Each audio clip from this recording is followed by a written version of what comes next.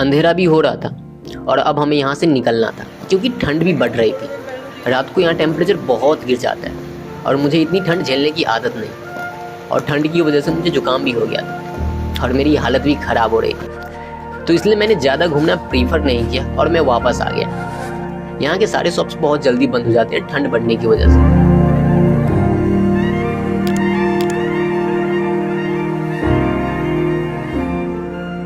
अभी सुबह के कुछ 9 बज रहे हैं सांगला में और थोड़ी थोड़ी ठंडी महसूस हो रही है और मुझे एक गंदी वाली चाय की तलब महसूस हो रही है, क्योंकि इस ठंडी में अगर एक गर्मा गर्म चाय मिल जाए तो फिर क्या ही कहनी। है मुश्किल तो जल्दी ही सही, आँखों के किनारों में बहाने। अभी हम लोग हिमाचल प्रदेश के किन्नौर डिस्ट्रिक्ट के एक बहुत ही प्यारे से गांव में सांगला। बहुत प्यारा गांव है यार, यहाँ के नज़ारे इतने बेहतरीन हैं, मतलब नज़र नहीं हट रहा कहीं से भी, सब कुछ प्यारा है। वैसे तो हम कल शाम को यहाँ पर आए थे, लेकिन ज़्यादा एक्सप्लोर नहीं कर पाए अंधेरे होने की वजह से, क्योंकि अंधेरा होते ही यहाँ ठंडी भी बढ़ जाती है। तो अभी हम पूरा सांगला एक्सप्लोर करने वाले हैं। लिखी है दास्तां। पास में एक अंकल से हमने पूछा कि यहाँ ऐसी कोई जगह है जहाँ पर हम घूमने जा सकते हैं, तो उन्होंने हमें बताया कि पहाड़ पे ऊपर की तरफ एक कामरू फोर्ट है, जहाँ पर एक बहुत ही प्यारा सा मंदिर है, तुम वहाँ जा सकते हो। तो बस हम निकल पड़े और भाई इसके रास्ते मतलब क्या ही प्यारे नज़ारे थे। वक्त है तो जीने दे, दर्द है तो सीने दे, ख्वाहिशें अनजान है अब क्या करें।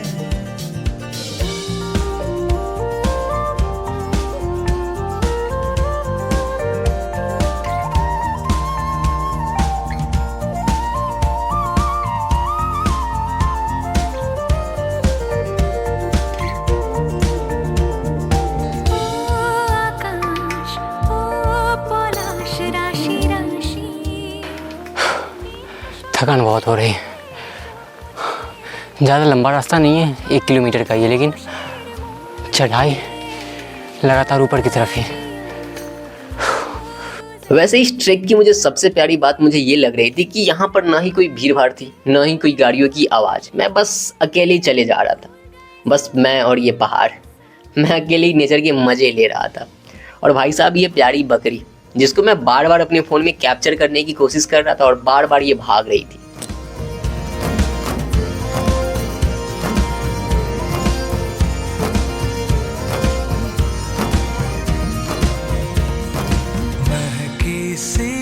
हवाओं में और फाइनली हम पहुंच गए। कहीं हम जो चाहे दिल को वो बता। लेकिन हो गया हमारे साथ एक बड़ा वाला सीन। मंदिर के बाहर बड़े बड़े अक्षरों में लिखा हुआ था non vegetarians are not allowed. मैं सच बता रहा हूँ, मेरा दिल एकदम से बैठ गया, बैठ नहीं गया, ये एकदम से टूट गया। मतलब तुम सोचो कि पहाड़ की 1 किलोमीटर की तुम चढ़ाई करके आए और तुम्हें ये देखने को मिले, भाई तुम्हारा भी दिल टूट ही जाता ना। खैर हमने बालकनी से पहाड़ के व्यू के मजे लिए और फिर लौट आए और हमें निकलना था अगले सफर पे।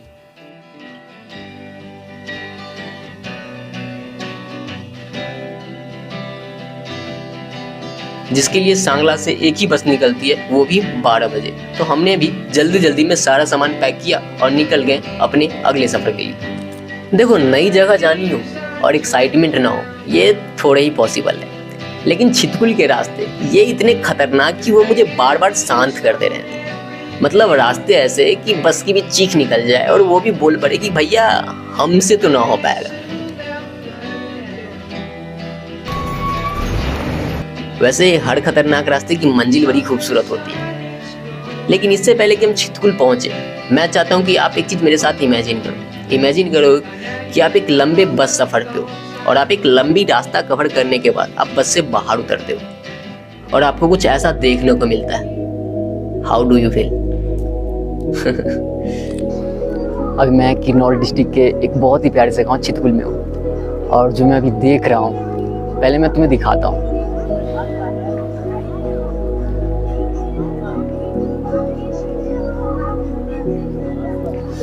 वैसे इसकी सुंदरता इतनी प्यारी है कि मेरा फ़ोन इसकी सुंदरता को जस्टिस तो नहीं कर पाएगा, लेकिन यार बहुत प्यारा व्यू है। मतलब क्या ही व्यू है मतलब। हम भी कुछ ऐसा ही फील कर रहे थे, मतलब खूबसूरती ऐसी कि शब्द कम पड़ जाए। देखो, हो सकता है कि ये तुम्हारे लिए उतना फैसिनेटिंग ना हो, लेकिन ये हमारे लिए नेटफ्लिक्स सीरीज से कम नहीं था, क्योंकि हम सब कुछ पहली बार एक्सपीरियंस कर रहे थे, वो भी लाइव अपनी आंखों से। छितकुल तो हम पहुंच गए थे, लेकिन अब सवाल था कि अब हम आगे कहाँ जाए।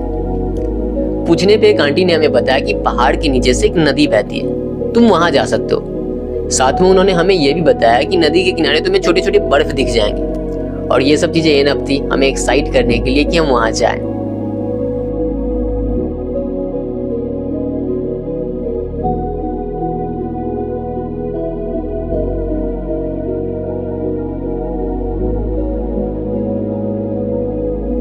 वैसे छितकुल आने से पहले हमने छितकुल के बारे में कुछ चीजें पता जरूर की थी कि IIT दिल्ली की एक रिसर्च बताती है कि Chitkul has one of the cleanest air of India, जो कि इसे बाकी शहरों से स्वच्छ बनाती है। छितकुल हिंदुस्तान का आखिरी विलेज है और अभी हम उसी आखिरी विलेज में थे, तो ये सब चीजें हमें और भी ज्यादा फैसिनेट कर रही थी।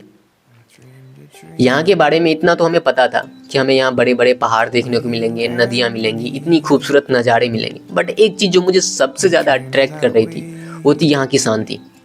पूरे रास्ते में अकेले ही चल रहा था, मानो इस पहाड़ की खूबसूरती पे बस मेरा ही कॉपीराइट है, सिर्फ मैं ही इसे देख सकता हूँ। इसकी वजह एक ये भी थी कि हम यहाँ पे नॉन सीजन में यहाँ आए थे, शायद अगर हम सीजन में आते तो हमें भी यहाँ भीड़ देखने को मिलती।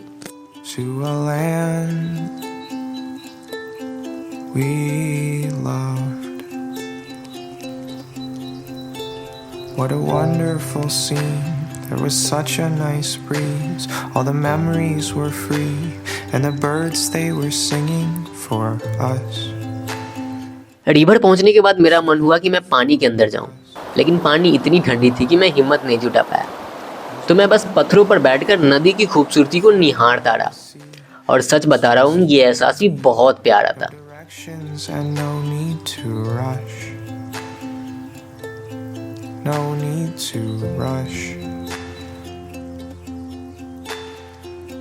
I got lost while the sunlight was. वैसे अगर हम सीजन में आते तो हमें पूरा पहाड़ बर्फ से ढका हुआ मिलता।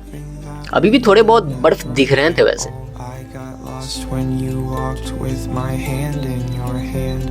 I got lost when you asked me if I liked to dance. I got lost in the whispering sound of the breeze. I got lost in a daydream of silence and peace. I got lost in the moment, the space in between. I got lost in the dawning of spring. अंधेरा भी हो रहा था और अब हमें यहाँ से निकलना था, क्योंकि ठंड भी बढ़ रही थी। रात को यहाँ टेम्परेचर बहुत गिर जाता है और मुझे इतनी ठंड झेलने की आदत नहीं, और ठंड की वजह से मुझे जुकाम भी हो गया था और मेरी हालत भी ख़राब हो रही थी, तो इसलिए मैंने ज़्यादा घूमना प्रीफर नहीं किया और मैं वापस आ गया। यहाँ के सारे शॉप्स बहुत जल्दी बंद हो जाते हैं ठंड बढ़ने की वजह से।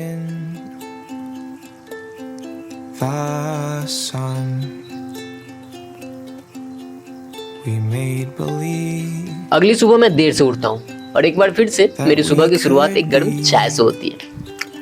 अब छितकुल एक्सप्लोर करने के लिए हमारे पास आज भर का समय था और हमारे पास थे 2 लोकेशंस विजिट करने के लिए, लेकिन हम कोई एक ही लोकेशन विजिट कर सकते थे ड्यू टू टाइम कंस्ट्रेंट। और पहला लोकेशन था इंडो तिब्बतन बॉर्डर। वैसे बॉर्डर भी मुझे बहुत एक्साइट करता है, लेकिन उससे ज़्यादा मुझे एक्साइट कर रहा था छितकुल विलेज एक्सप्लोर करना, क्योंकि मुझे यार पहाड़ी लोगों का लाइफ स्टाइल, उनका कल्चर, ये सब देखना मुझे बहुत पसंद है। मतलब इतनी ठंडी में वो सर्वाइव कैसे करते, ये सारी चीज़ें जानने में बहुत रुचि थी मुझे। मतलब तुम समझो, मतलब मुझे बस देखना था उनके लाइफ स्टाइल को। Were so sweet and so clear, and the world it was gleaming for us, gleaming for us. I got lost while the sunlight was painting a skull. I got lost hoping that we would never get old. I got lost when you walked with my hand in your hand. I got lost when you asked me if I liked to dance. I got lost in the whispering sound of the breeze. I got lost in a daydream of silence and peace. I got lost in the moment, the space in between. I got lost in the dawning of spring. यहाँ के जितनी भी घरें थी वो सब लकड़ी से बनी थी, और इसकी वजह थी कि यहाँ दिसंबर और जनवरी के महीने में बर्फ गिरना शुरू हो जाता है और ये खुद को गर्म रखने के लिए लकड़ी के घर में रहते हैं। यहाँ के लोग पहले से ही लकड़ियाँ और राशन जमा करना शुरू कर देते हैं ताकि दिसंबर और जनवरी के महीने में इन्हें कम से कम घर से बाहर निकलना पड़े और ये सारे काम घर के अंदर ही कर ले। And in that dream, we sailed the sea to a land. कैसा लग रहा है बिल्कुल बहुत प्यारा है। तैयारी करने आ जाओ यहाँ सर्दियों में। नो साउंड पोल्यूशन ना कुछ ये पानी का जो वाटरफॉल भी है क्या, बहुत हाइट पे है क्या? नहीं है, वाटरफॉल बहुत ऊपर है क्या? नहीं नजदीक है, पास में ही है। Singing for us as we walked with bare feet in a field by the sea. There was just you and me. यहाँ पर मैंने एक चीज़ ऑब्जर्व किया है कि यहाँ पर लोगों का लाइफ स्टाइल बहुत सिंपल है। मतलब लोगों का घर पहाड़ के ऊपर है, जो कि थोड़ा सा स्ट्रगलिंग लाइफ है, उसके बावजूद भी लोग यहाँ बहुत खुश रहते हैं। और मुझे लगता है यार यहाँ के लोग बहुत ज़्यादा सेटिस्फाइड है, बहुत ज़्यादा सेल्फ कंटेंट है। और इसका वजह ये भी है ना कि यहाँ पर गाड़ियों का शोर नहीं। अगर किसी चीज़ का शोर है तो वो पहाड़ से पानी गिरने का, बकरियों का, जानवरों का। मतलब ज़िंदगी में कोई भागा दौड़ी नहीं, किसी से कंपटीशन नहीं करना, किसी से आगे नहीं निकलना।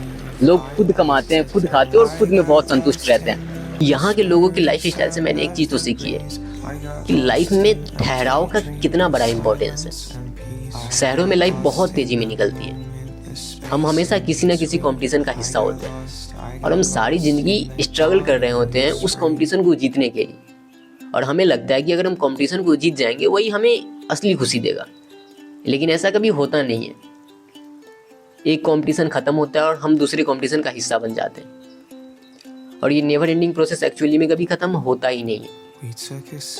सो आई बिलीव लाइफ में एक छोटा सा ब्रेक तो इम्पोर्टेंट है, जहाँ हम अपने रियल सेल्फ को ढूंढें। ये जगह इतनी प्यारी है ना कि मुझे छोड़ने का बिल्कुल भी मन नहीं कर रहा, लेकिन जाना पड़ेगा। चल एक last goodbye. Hello hello, आखिरी bye. Cutie pi.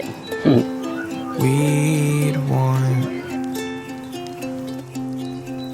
We ran back through the trees, staring up through the leaves, not a cloud to be seen, and the birds were still singing for us, singing